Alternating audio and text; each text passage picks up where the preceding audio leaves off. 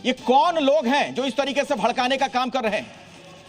बहुत बहुत शुक्रिया आपका। देखिए, मेरे ख्याल से भड़काया तो तब गया कि जब बिला वजह FIR की गई, मुझे ऐसा लगता है।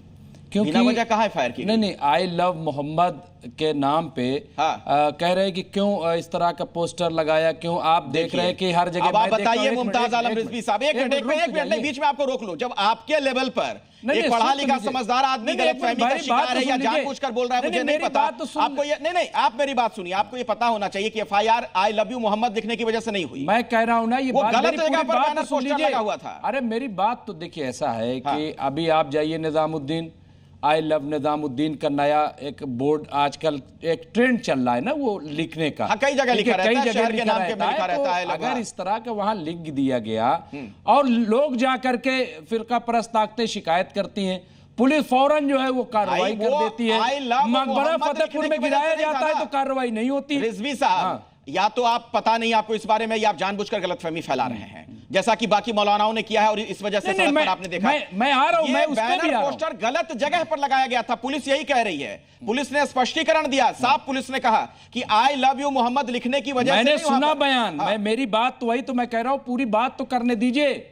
आप पूरी बात ही नहीं करने दे रहे। बोलिए। मैं ये कह रहा हूं कि वहां से ये विवाद शुरू हुआ कि शिकायत की। क्या पुलिस ने पहले नहीं देखा कि शिकायत पे ही कार्रवाई हुई? पुलिस का काम क्या है, एडमिनिस्ट्रेशन का काम क्या है? अगर गलत जगह लग रहा था, कह देते कि यहां से नहीं वहां लगा दीजिए आप। लेकिन इतनी जल्दी होती है कि FIR बस फौरन करके कार्रवाई कर दी जाए। मतलब कोई भी मुसलमानों का काम होगा, कुछ होगा तो वहां कुछ ना कुछ किया जरूर जाएगा। ये ठीक नहीं है। देखिए, वहां पे समझा बुझा करके, अगर गलत जगह था, बहुत जगह ऐसा होता है, वहां से हटा देते। हटाने के बाद कह देते कि आप यहाँ लगाइए। आप बताइए, मैं आपको बता रहा हूं, सुनिए, मैं आपको बता रहा हूं, सुनिए। गांव कभी भी गांव जो पंडाल लग करके पूजाएं होती थी, नहीं होती। आज आप देख लीजिए जा करके, आज हर गांव में शुरू हो गया। कोई इतराज करता है क्या? नहीं इतराज करता है। भाई जी, काम है। ईद मिलादुन नबी, ठीक है, सबसे अजीज, सबसे बेहतरीन। ठीक है, मैं समझ गया आपकी बात। राजेश चौधरी जी जो बात यहां ये कह रहे हैं मुमताज आलम रिजवी, कुल मिलाकर लबो लुबाब ये कि चूंकि वो मुस्लिम था इसलिए तुरंत फौरन FIR दर्ज करा दी गई।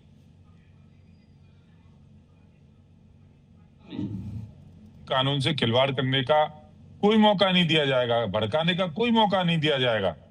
जो कानून सम्मत काम नहीं करेगा, जो कानून को तोड़ेगा, उसके खिलाफ कार्रवाई की जाएगी। इसमें कौन सा संदेह है? क्यों नहीं होगी? समझाने जाएंगे क्या? किसी अपराधी को समझाने जाएंगे? भाई साहब, हम आपसे हाथ जोड़ करके निवेदन कर रहे हैं, आप ये अपराध मत करिए। यहाँ तो बाबा का राज है ना जी, सबको पता है कहाँ लगाना चाहिए, कौन सा अपराध हो गया? लगाना चाहिए। क्या अपराध था? आप बताइए। कोई अपराध है क्या? ईद मिलादुन नबी मनाना अपराध है? नहीं, ईद मिलादुन नबी अभी इस देश में नहीं मनाया जाएगा। आई लव मोहम्मद नहीं कहा जाएगा। क्यों लगाएंगे आप? नहीं, मकबरा तोड़ा गया फतेहपुर में, तो क्या कार्रवाई हुई? जहां पहले नहीं, वहां पे क्या किया आप लोगों ने जब मकबरा फतेहपुर में तोड़ा गया? तो इस्लामीकरण करना चाहते हैं। नहीं, कौन सा इस्लामीकरण है ये? चाहते क्यों? हैं, तो फिर हटा दीजिए संविधान के आर्टिकल 25 को 26 को। आप केवल उत्तर प्रदेश सरकार को बदनाम करना चाहते हैं, पूरी दुनिया के अंदर ये दिखाना चाहते हैं कि मुसलमानों पर सरकार अत्याचार कर रही है, अन्याय कर रही है। सरकार खुद ही बदनाम हो रही है, बेरोजगारी के नाम पे, महंगाई के नाम पे, अव्यवस्था के नाम पे। सरकार मुसलमान के खिलाफ कार्रवाई नहीं, अपराधी कोई बदनाम नहीं कर रहा है सरकार को। तोड़ने वाला है, सरकार खुद ही बदनाम हो रही है। सरकार फोकस नहीं कर रही जो असल इशू है। कानून तोड़ेगा, आज नौजवानों को लाठी से बरसाया जा रहा है। दिया जाएगा जल्दी से। आप चिंता मत करिए, जो कानून तोड़ेगा, कानून अपना काम करेगा, वही तो कर रहा है। इसमें कौन बड़ी बात है भाई? तो यदि आपने कानून नहीं तोड़ा, लेकिन तौकीर रजा जैसे जो लोग हैं, एक मिनट, संगीत रागी जी, तौकीर रजा जैसे जो लोग हैं जो धमकी दे रहे हैं, नेपाल की याद लोगों को दिला रहे हैं, उनकी क्या मंशा नजर आती है? संगीत रागी जी, मुझे सुन पा रहे हैं आप ही से सवाल है।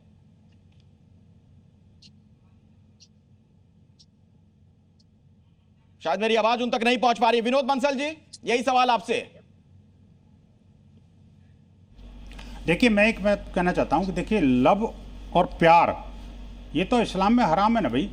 मैं तो अभी तक यही समझा था कि नाचना, गाना, प्रेम करना, प्यार करना, मोहब्बत करना और किसी को पुष्प अर्पित करना, डांस करना, ये सब चीज़ें इस्लाम में हराम है। ये आई लव यू वो मोहम्मद कहाँ से आ गया? और पैगंबर मोहम्मद का अगर किसी ने चित्र बना दिया, उसकी तो ये जान ले लेते हैं। और ऐसे अगर आई लव यू मोहम्मद लिख दिया तो ये पता नहीं कितनों की जान ले लेंगे, ये समझ में नहीं आता मेरे को। अरे भाई फ्रांस में वो कार्टून बनाता है, आपको पता है? वो फ्रांस के कार्टून बनाने वाले को भारत के लोगों ने भी जान से मारने की धमकी दी थी। आप मुझे बताइए, पैगंबर मोहम्मद के बारे में अगर किसी ने कुछ बोला, वो चाहे सत्य था गलत था, वो तो प्रूव करना अभी बाकी है। वो अगर टीवी पे कुछ बोल भी दिया, आप उसके सर तन से जुदा की गैंग खड़ी लेके खड़े हो गए, हजारों की संख्या में सड़कों पर उतर आए। क्या यही इस्लाम है क्या? लब के खिलाफ जो है ना, लब के खिलाफ आपने जो है ना एक मुहिम छेड़ रखी है। मुझे बताइए कि आई लव इस्लाम कहां से आ गया? आई लव पैगंबर कहां से आ गया? मेरे को तो समझ में नहीं आता भाई। ये कहावत कहां से आई है? और ये क्या दूसरी तरीके से हिंदुओं को फंसाने के षड्यंत्र हैं क्या?